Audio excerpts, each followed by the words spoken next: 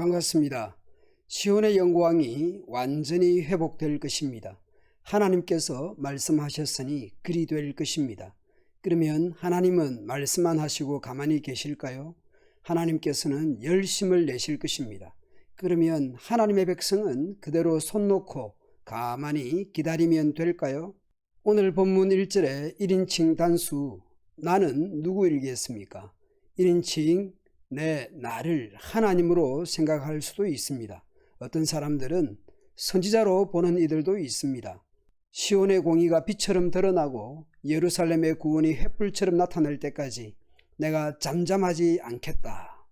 예루살렘이 구원받기까지 내가 쉬지 않겠다. 1인칭 나를 하나님으로 본다면 내가 잠잠하지 않고 쉬지 않겠다라는 것은 하나님의 열심으로 볼 수도 있을 것입니다. 만약 1인칭 단수 나를 선지자로 볼 것 같으면 선지자가 기도하기를 쉬지 않겠다고 볼 수도 있습니다.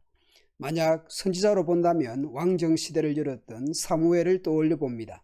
하나님께서 이스라엘을 버리지 않겠지만 사무엘은 이스라엘을 위해 기도하는 일을 중단함으로 여호와께 범죄하지 않을 것이며 계속 선하고 옳은 것을 가르칠 것이라고 말합니다. 기도와 말씀입니다. 그러고 보니 사도들의 모습도 떠올려 봅니다. 우리는 오로지 기도하는 일과 말씀 사역에 힘쓰리라. 사무엘이나 이사야나 국가 공동체의 지도자였습니다. 사도는 초대교회 지도자들이었습니다. 목사는 한 교회 공동체의 영적 지도자입니다. 여러분은 한 가정의 공동체의 지도자들입니다. 우리 각자는 자신이 속한 공동체의 지도자들입니다. 신앙 공동체의 지도자들로서 기도하고 말씀을 가르치는 일에 좀 더 열심을 내야 하겠습니다. 여하튼 하나님으로 보게 된다면 하나님의 열심이 이 구원을 이루실 것입니다. 선지자로 볼 것 같으면 선지자는 예루살렘의 회복과 영광과 그 은혜와 광복을 위해 기도할 것을 다짐하고 있습니다.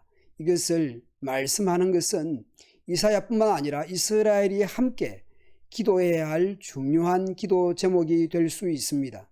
그리하여 모든 민족이 예루살렘의 구원을 볼 것이며 세상의 모든 왕들이 너의 영광을 볼 것입니다. 그리고 여호와께서 주신 새 이름으로 불려질 것이며 여호와를 위한 아름다운 면류관이 될 것입니다. 그 새 이름은 어떤 이름들입니까? 패배하여 포로로 끌려가고 그 땅은 황무지가 되어버렸습니다. 이제 황무지가 아닌 하나님이 기뻐하신다는 헵시바로 불려질 것입니다. 그리고 하나님과 결혼했다는 뜻의 뿔라라는 이름들입니다. 하나님께서 기뻐하시고 결혼한 부부처럼 신랑이 신부를 보고 기뻐하듯 그렇게 하나님께서 이스라엘을 기뻐하실 것입니다. 결국 버려진 이스라엘, 황무지가 된 예루살렘은 헵시바, 뿔라로 새 이름으로 불려집니다. 이 새로운 이름들은 모두 하나님이 기뻐하신다는 의미들입니다. 6절 7절을 보십시오. 하나님께서 파수꾼을 세웠습니다. 그들은 자신들의 책임을 다하여 밤낮 잠잠하지 않습니다. 그 파수꾼은 기도의 파수꾼, 말씀을 전하는 선지자로 보입니다. 그리고 여호와를 부르는 자들이 있습니다. 쉬지 말라고 합니다. 사무엘이 기도하기를 쉬지 않고 예루살렘 초대교회 지도자들이 기도하기를 쉬지 않은 것처럼 예루살렘이 회복되기까지 하나님께 계속 기도하라는 의미일 것입니다. 예루살렘이 회복되기까지 하나님을 모시게 한다는 것은 하나님께서 게으르거나 졸고 계시거나 주무신다는 의미가 아닙니다. 하나님께서 잊어버리는 분이 아닙니다. 그렇다면 하나님을 모시게 하는 것이 아니라 결국 우리가 안 쉬는 것입니다. 우리가 중단하지 않는 것입니다. 하나님을 깨우는 것이 아니라 우리가 깨어 있는 것입니다.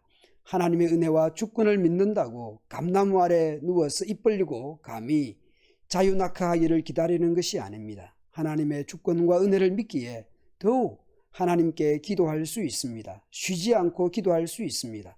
중단 없이 기도하고 바라는 것입니다. 하나님께서 약속하셨습니다. 원수가 곡식과 포도주를 먹고 마신다는 것은 전쟁에 패배하여 농작물을 빼앗기는 모습입니다.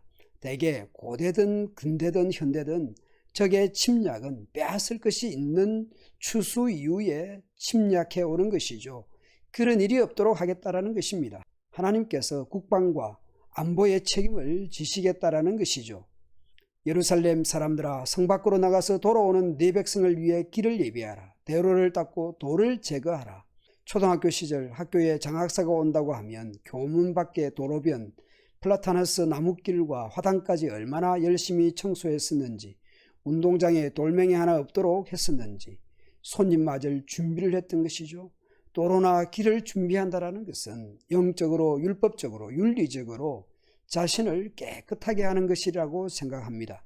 예배를 드릴 때에 임재의 기운을 드리듯이 그렇게 하나님 앞에 예배하는 자로, 임내자로 나아가는 것이죠. 몸과 마음을 준비하는 것이죠. 여호와께서 선포하십니다. 바벨론에 포로된 백성들을 구원하러 가시며 선물을 준비하십니다. 그래서 이스라엘 백성들은 그 준비를 함께 해야 하는 것이죠. 그리고 대로를 준비하고 돌을 제거하고 또 온 세계가 알 수 있도록 길을 세우라고 말씀합니다. 사람들이 이스라엘에 대해서 말할 것입니다. 하나님의 거룩한 백성, 여호와께서 구원하신 백성이라 부를 것입니다. 사람들이 예루살렘에 대해 그렇게 부를 것입니다. 하나님이 사랑하시는 도시, 하나님이 버리지 않는 도시라 부를 것입니다. 하나님께서 우리를, 여러분을 버리지 않을 것이고 사랑하실 것입니다. 하나님의 구원과 은혜와 긍휼로 인해 새롭게 회복된 이스라엘이며 예루살렘입니다. 저는 오늘 본문의 10절부터 12절의 말씀을 보면서 산상수훈의 말씀이 생각났습니다. 마치 깃발을 세워서 사람들이 바라볼 수 있듯이 너희는 세상의 빛이라. 산 위에 있는 동네가 숨기지 못할 것입니다. 빛의 깃발이 세워집니다. 교회가 그렇게 존재하는 것이죠. 그 교회는 어떻게 빛납니까? 하나님의 영광이 어떻게 높아집니까? 이사야 62장 말미에서 사람들이 이스라엘을 하나님의 거룩한 백성, 여호와께서 구원하신 백성이라 부를 것이며 예루살렘을 하나님이 사랑하시는 도시, 하나님이 버리지 않은 도시라 부르듯이 사람들이 우리 성도들의 착한 행실을 보고 하늘에 계신 너희 아버지께 영광을 돌리게 될 것입니다.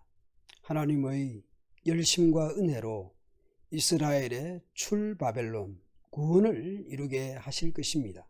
그 구원의 완성을 바라보며 또한 이스라엘 백성들은 기도해야 할 것입니다. 우리 역시 하나님의 열심과 은혜로 구원받은 사람들입니다. 하나님의 빛을 받은 사람들입니다. 그 빛을 이 땅 가운데서 투영해내는 삶을 살아야 하겠습니다. 물론 그 빛은 착한 행실들입니다. 교인들이, 믿는 사람들이 더한다는 소리를 듣는 시대입니다. 옛날에는 절을 다니는 부모도 초등학교 자녀들을 교회를 보내면서 착한 거 배워오라고 했습니다. 오늘날 부모들은 착하게 살아라 라는 말도 잘 하지 않지만 교회도 착하게 살라고 가르친다고 생각하지 않는 것 같습니다. 오늘 우리 성도들이 빛의 자녀들로 착한 행실들로 살아갑시다. 착한 행실들로 하나님의 영광의 깃발을 높이 세워가면 좋겠습니다. 오늘 우리 자녀들에게 착하게 살아라, 착한 행실로 하나님께 영광을 돌리라 가르침에 모범하는 우리가 되도록 합시다.